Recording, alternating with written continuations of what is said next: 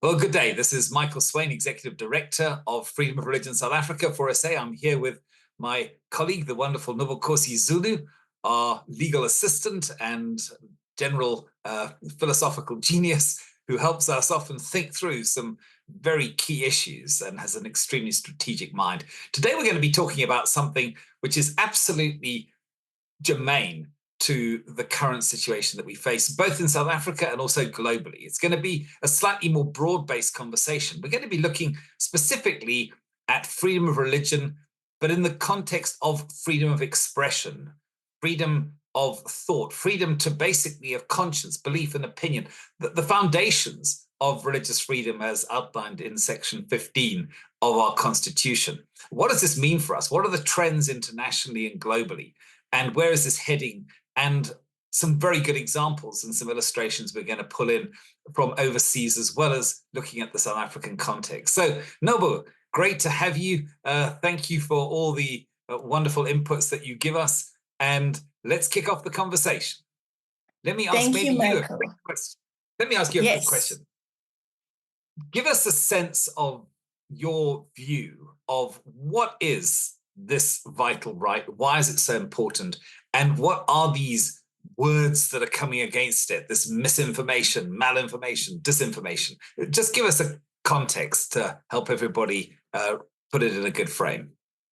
Thanks, Michael. I think we can agree that one of the pure hallmarks of a democracy is having access to free speech, and people being able to express themselves allows them to be able to express their thoughts and their opinions is what actually advances democracies.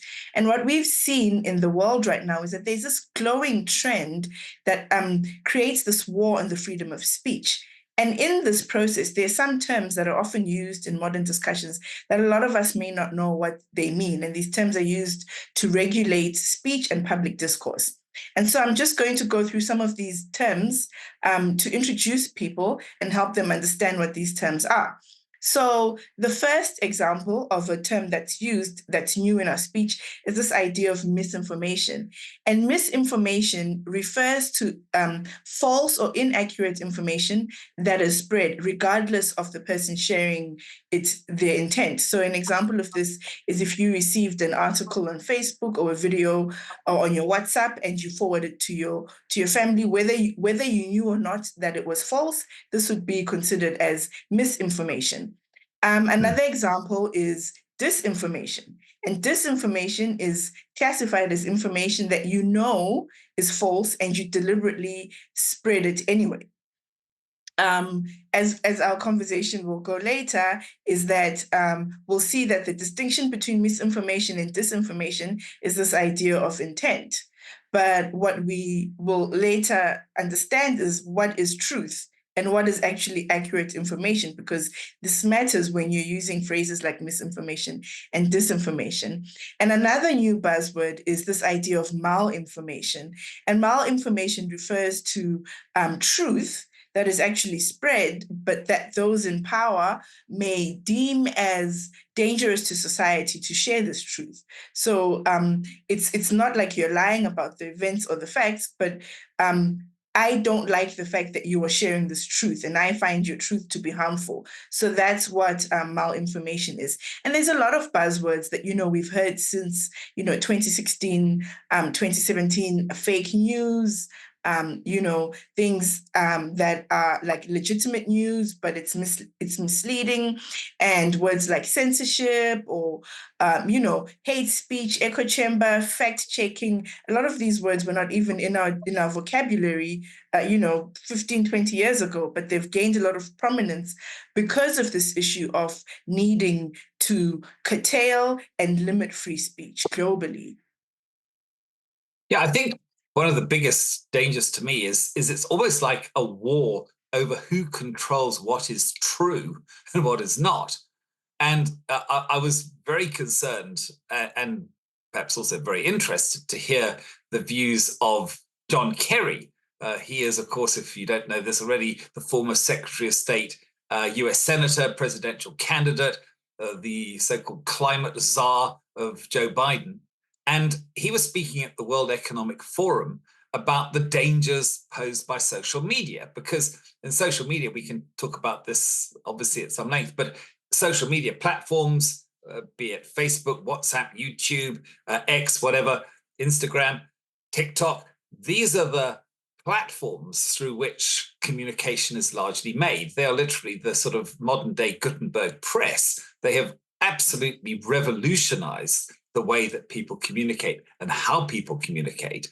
And of course, that does mean that you can have an incredibly wide reach with your viewpoints. Whereas in former times, it was more difficult because media was in fact slightly more controlled. You had to, publish a paper, you had to print it, or you had to, write a book or a newspaper or what have you, and then nascent television, but that was also very limited in terms of the channeling. Well, today, anybody and everybody can put out pretty much whatever they want and distribute it broadly. And you could have somebody who can be a key influencer, for no other reason perhaps than they've written a few good pop songs. So this is a very key thing as to who controls truth, who's the arbiter of truth. And of course, John Kerry, and it's interesting, speaking probably as one of the political elite of the world, he said this, and I'm going to quote him. He said, if people only go to one source and the source they go to is sick, in his words, and has an agenda, they are putting out disinformation. And his big lament in his speech was that he said that the First Amendment, which of course is an American foundational democratic cornerstone, obviously not the same in this country, but nevertheless, when it comes to democracy, it's almost like the gold standard. He said that stands as a major block to those who want to hammer this out of existence. Bizarre that John Kerry would want to hammer out of existence people who spread ideas that perhaps he didn't like. And he complained that democracies around the world are struggling with what he calls the absence of a truth arbiter. And there is no one who defines what facts really are. Well, I mean, all those statements, if you think about it, are completely contrary to the premise of free speech. But Nobu, maybe that's a good point to throw it back to you. We talk about free speech, but let's really define what we mean by free speech and maybe the limitations of free speech. Thanks, Michael. I think, one of the things around, just to pick up on what you said about the ideas of technology and influences, is this idea of your FYP, your For You page on TikTok. If you have a TikTok account, you'll understand this, which is your homepage on your Facebook or your Twitter, or your Twitter, TikTok, whatever social media platform you use, is that you get to decide truth, because you get to decide who you follow and their opinions, and it creates this echo chamber, as we call it. So you will repeatedly feed yourself the same information and the same news and the same stuff that you hear out. And that's the power of the social media. And in that space, depending on where you fall or what your beliefs are, you will decide what is harmful. It's no longer what is objectively harmful using the existing, legislation, because there is speech that is harmful. And we do agree that free speech is not the ability to say whatever you want without consequence, because certain speech can cross that threshold and become harmful if it incites violence. It can cause riots and have an actual physical or tangible harm in society. And so we know that speech can be harmful, looking at what happened in Rwanda, where words can be used to kill and break down. But that is a very high threshold.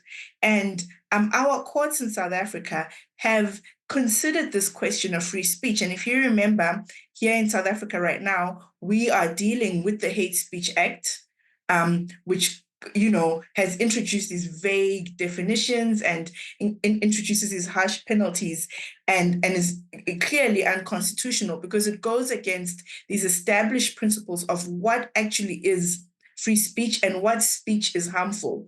A thing that we like to say is it has to actually be speech that is hateful, not speech that you hate. And yes, a big problem that exists now with these social media echo chambers, with people feeling quite emboldened and empowered, is that if I don't like what you say, it's hate speech. If it makes me uncomfortable, it's hate speech. And a lot of governments we see are using the standard. They're no longer using these independent legal standards that guarantee legal certainty and protect free speech to curtail people's freedom of expression. And I think, Michael, one of the things that I would like you to talk about now is there's a lot of examples that we see globally. There's some interesting stuff that's happened in Australia and some stuff that's happened in the EU around, governments coming and wanting to redefine what is hate speech, redefine what speech should be protected, and wanting to limit whether it's social media expression or everyday human interaction. And I think it would be great to hear how these examples are playing out at a global stage. Yeah, thanks. Also, maybe just to pick up on the point that you were making, obviously, the more narrow your definition of hate speech is, the more free speech you allow. And you're absolutely right that the trend is to basically not view hate speech according to our constitutional definition, which basically says that you can say pretty much anything you want. It's protected unless it crosses this threshold, which is, among other things, an advocacy to hatred with an incitement to do harm. That's a very objective standard, and it's a very narrow standard. If you then broaden it, as the Hate Speech Act does in its definitions, where you don't even have a definition of what hate means, and then you have vague concepts like causing substantial emotional harm, whatever that means, so that could just be hurt feelings. And then you also have, social harm, which is something which supposedly undermines the fabric of South African society, whatever that means. Then you have, obviously, very serious limitations on free speech. And probably the most chilling limitation is actually the self-censorship. Because if you don't know whether you're going to cross that threshold or not, then you will tend not to say some things which you might actually be perfectly entitled to say, and say lawfully and legally, just in case you fall foul. And of course, what we've seen in other countries is that if you do fall foul of it, often you get literally, the old fashioned thing was pillage. You get literally hammered and almost made an example of. And these trends are happening, as you said, all over the world. I mean, I'll give you an Australian example that's happening at the moment. This, again, infinite interesting words, misinformation and disinformation bill. And obviously, the question is, well, what is the definition of misinformation and serious harm? And under this bill, and again, here you have the sort of indirect censorship. Digital platforms like Facebook and Instagram will be required to remove content deemed to be misleading or likely to cause harm. And that, of course, will include vilification based on sexual orientation or gender identity. Vilification is a strong word, but the question is, again, when have you crossed that threshold?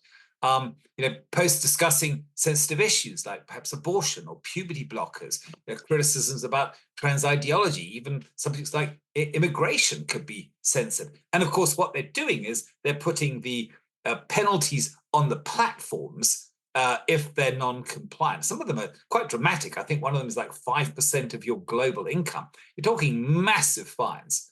And again, they want to set up something called the Australian Communications and Media Authority that would effectively control the public discourse. It would position itself as the arbiter of truth. And that, of course, again, even beyond, let's say, what you might say from a freedom of expression of your religious views point of view, it can equally quickly cross over to political censorship. You often say that the freedom of religion and how it's treated in a country is a little bit like the canary in the coal mine.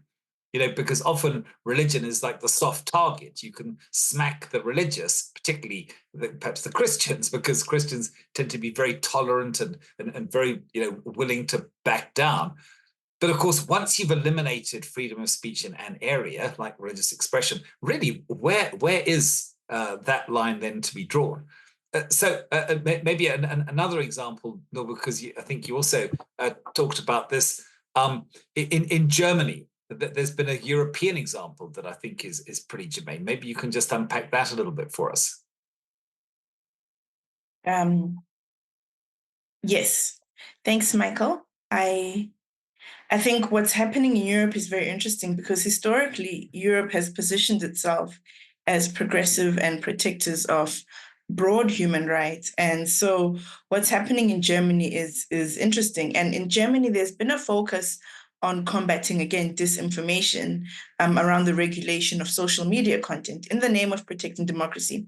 And the German foreign minister has urged the EU to adopt stricter rules for addressing disinformation on social networks, arguing that fake news, hatred, and agitation were undermining democratic systems. However, there's growing concerns that these views that are labeled as right-wing extremism, whether they are or not, but once they receive that label, are increasingly being suppressed. And because they potentially influence political outcomes in elections. And so governments are using in Europe the genuine concern to control the public and influence, how people vote. And in the EU, the Commission president has announced the creation of a European Democracy Shield, which is a body that is tasked with detecting and removing online disinformation and educating citizens to recognize potential threats. Critics worry that this initiative could allow EU authorities to unilaterally define disinformation, potentially limiting free speech and stifling diverse political views. And it's so interesting because Pope Francis himself has warned against social and legal pressures that undermine a Christian's ability to live in accordance with their religious principles. He argued that modern liberal societies are increasingly hostile to traditional beliefs, which complicates the practice of faith for many. And like we said earlier, the question of what is disinformation and whose truth is the actual truth. And I think, if the EU was saying we want to train citizens on how to recognize threats, sure. But why are we removing and why are we penalizing and why are we already predetermining what people should have? Have education systems that teach people critical thinking and let them decide what it is that they want to absorb. There is that beautiful quote, I'm not sure by who, that says, I have a right to be foolish. And and people must be allowed their rights. If whether you think it's foolish or not, they have a right to do that. And there's another example that I think is quite interesting that's happening in Europe, which I don't want us to miss because I think it's quite an interesting case in the UK of a reverend and a former chaplain at a Christian college in Cambridge. Yes. And he has been taken to court for discrimination, harassment, victimization, and unfair dismissal after the school reported him without his knowledge to the government anti-terror watchdog for a sermon that he gave at the school on identity politics. And this incident happened in 2019, and he hasn't been able to give a sermon since. And although he's been exonerated at every hearing, for some strange reasons, the Church of England still has him blacklisted. And I guess they're doing this as a safeguarding risk, despite the fact that what he preached is the orthodox religious position. And so, Michael, I think we're seeing here with the story of Reverend Dr. Randall, is that this idea war, it's not just staying at a national level or supranational with these organizations, but it's actually seeping into our schools. What is this happening at schools internationally? Because it looks like the education of our children is the new battleground. No, absolutely it is. And it's so interesting. We were just chatting before we started this interview about how there is an absolutely direct link between what you think and what you say. So in a very real sense, if you are censoring or you're stifling what somebody can say, you're also trying to stifle in the same measure what they are allowed to think. It really is like the thought police. Again, a couple of examples overseas from the UK, there was Isabel Spruce Vaughan, who was praying silently in her head, as she told the policeman. And because she was standing in a no prayer zone within, I think, a 1 or 2 kilometer access to an abortion clinic, this very thought that she was actually having was deemed to be something for which she could be arrested.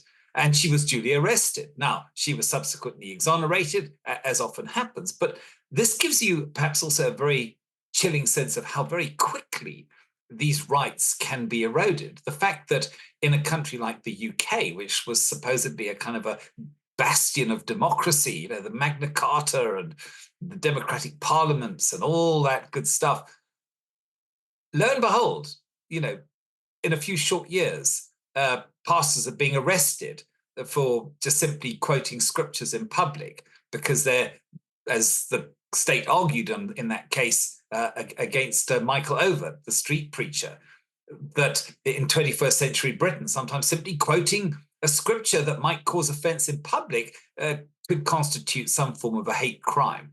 The other thing, which I think is very concerning, is what effectively comes to forced speech. In other words, what we're seeing in schools at the moment, and this is again an Irish example, an Irish teacher who's at the center of a transgender pronoun controversy was jailed for the 3rd time. He's actually spent, I think, over 400 years in jail because he defied a court order to stay away from the school that dismissed him. But basically, what he did was he refused to use the preferred pronouns of his students. And he said that this was because that, what he saw as telling an untruth, you know, calling somebody who was evidently a boy, she, was something that violated his conscience. And it was for that that he was dismissed. And every time he has come back and tried to assert his rights, that he has the right to express his beliefs and to contradict this transgender narrative the school is pushing, effectively forcing his speech, is actually wrong. So again, can you believe it? 400 days in jail for contempt of a court ruling based upon that premise. So it really is a major battleground, this battleground for truth. And I do think that it is something which obviously we for SA are very concerned about. But Nobu, maybe you can just unpack for SA's position on this so that people actually know where we stand and why we stand on our views as we do. Thanks, Michael. I think the Irish example that you gave, you know, it really worries me in the context of South Africa and the education stuff that is coming up with the ECE toolkit and some of the stuff that's being pushed out, because this could very easily be a South African teacher in the next couple of months or years to follow if nothing changes. And as stated before, you know, freedom of speech and the ability to express yourself is fundamental for religious freedoms, and we care about religious freedoms. And what our position on this is that for SA, we're a politically neutral organization, and we firmly believe in the importance of free speech. And we stand against any position that seeks to impose limits on speech for ideological or religious reasons. Free speech is the cornerstone of democracy, and it allows individuals to express their views, enjoy their religious freedoms, challenge prevailing narratives, and engage in open dialogue, which is really healthy for democracy. And we contend with any political extremes that have attempted to curtail free speech, whether it's through overly restrictive, vague, ambiguous hate speech laws, or, you know, banning content that challenges preferred ideological narratives. That all of these, we see that these are detrimental to a free and open society. And having said that, we do acknowledge that free speech comes with responsibilities. And while we support free speech, we do draw the line with speech that directly incites violence. Any speech that promotes genocide or leads to, you know, ethnic cleansing, as we've stated before, we are against that. Words that cross into that dangerous territory and cause real imminent harm, they must be curtailed for the safety and protection of others. And we are fortunate to live in 2024 because there is well-established legal precedents that have established what such dangerous speech looks like. And this should be the only boundary. As limiting speech beyond this, it just risks eroding our religious freedoms and stifling legitimate discourse, which is terrible for any democracy and any society to thrive. Our position as 4SA is clear, is that we support and protect free speech robustly, except in cases where it becomes a direct tool for harm or destruction. And so, Michael, there's a lot that's happening in South Africa right now around these conversations of free speech and laws that are, potentially going to limit our freedoms. What can those people who are interested in, where do they get that information? How do they join us in our conversations and hear more and stay informed about what's happening in our country? Yeah, I think what you've just said is absolutely hits the nail on the head. Stay informed. Ignorance is simply not bliss. And there is so much happening. There are some literally tectonic shifts happening in the world today.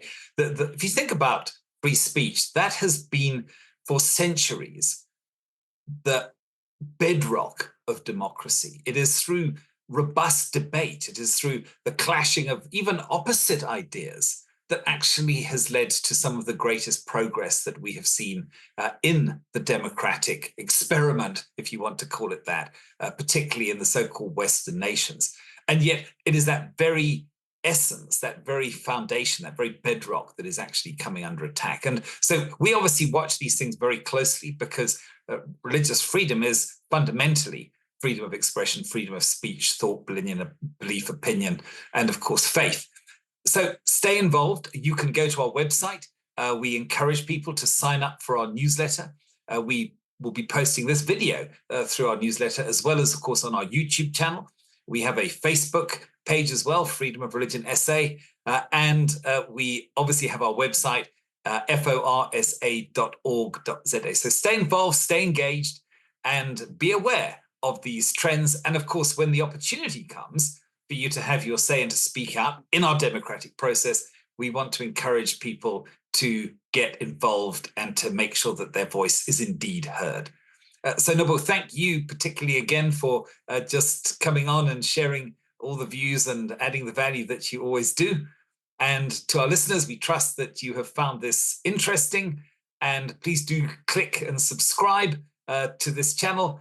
And please also do donate to the only way that we're able to do the work that we do, to bring you the views that we do, to fight the battles that we have and that we continue to fight, is thanks to those who donate to us. So please consider how you can contribute to us financially and support our work and partner with us in the fight for faith and freedom. God bless you. Good day. This is Liesl Pretorius, Head of Legal at Freedom of Religion South Africa. Remember to like and subscribe this video and then click on the subscribe button. That way you make sure that you will never miss our videos and important updates on issues affecting religious freedom.